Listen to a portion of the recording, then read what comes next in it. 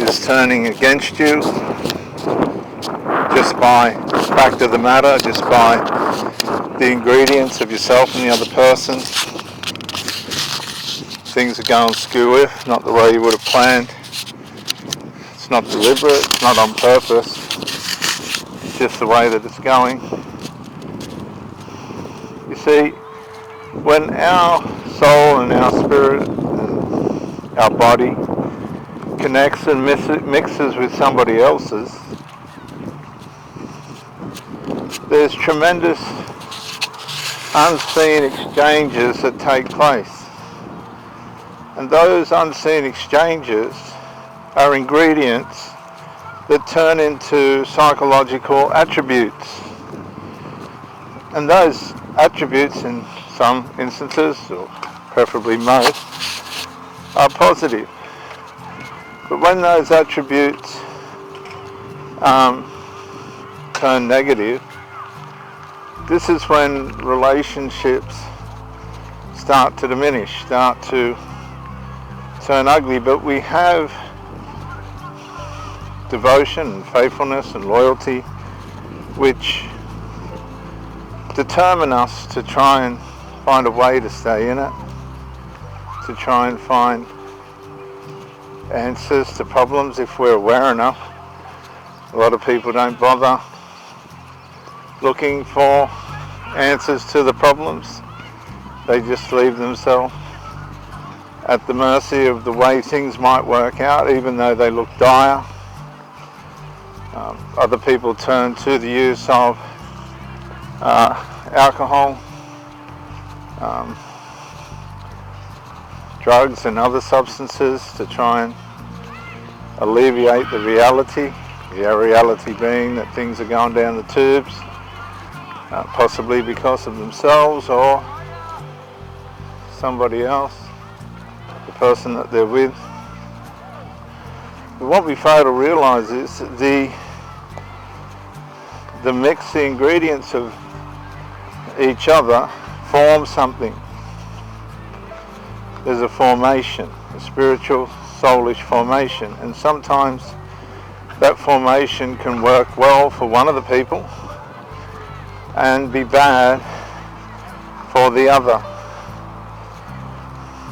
in terms of they become jealous, they become selfish, things like they spend too much money, or they begin to act immorally, and by way of the energy that's coming out of the relationship, they're not harnessing it properly,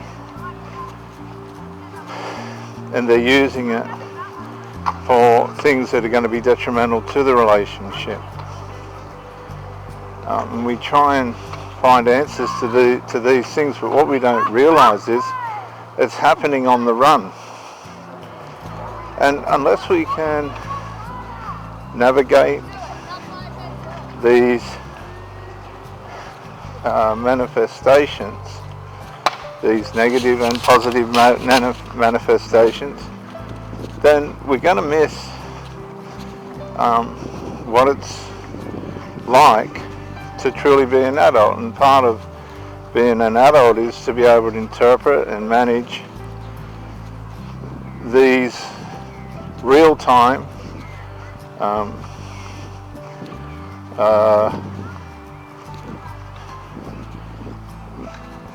formations, soulish and spiritual formations, attributes that are forming as a result of the relationship. Some people end up, they're addicts, and they lose everything via addictions, alcoholism and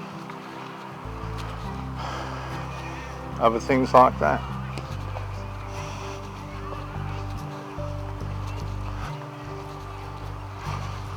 Some people turn immoral and jealous and destructive, characteristically, and this will wear down at the other person because they're abusers. One could be failing characteristically, the manifestation of it. The other one could fail financially. They could both become addicts.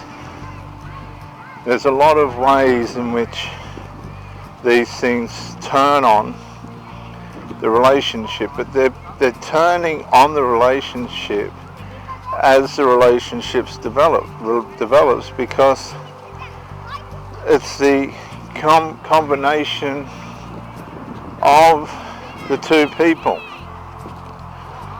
It's like making a cake. You put the ingredients in and then you bake the cake, and that's what you get. Well, this is the same. As the relationship's developing, so too is the development of what's being made from it. And this is the part that is so often missed. We conclude that people were this way all along. No, I argue that from experience and from what I've seen. I believe these things form as people develop in the relationship by way of the transitions and transmissions happening between the two people, and the development of those things can be positive and negative, but it's the negative ones that work against the relationship and ultimately sabotage it. And this is what we miss. We think that these people are or have been this all along. That's not true. We develop into these things by the way in which we receive the other person into ourselves, and if we take that for granted, then we end up with all these complications and the relationship diminishes.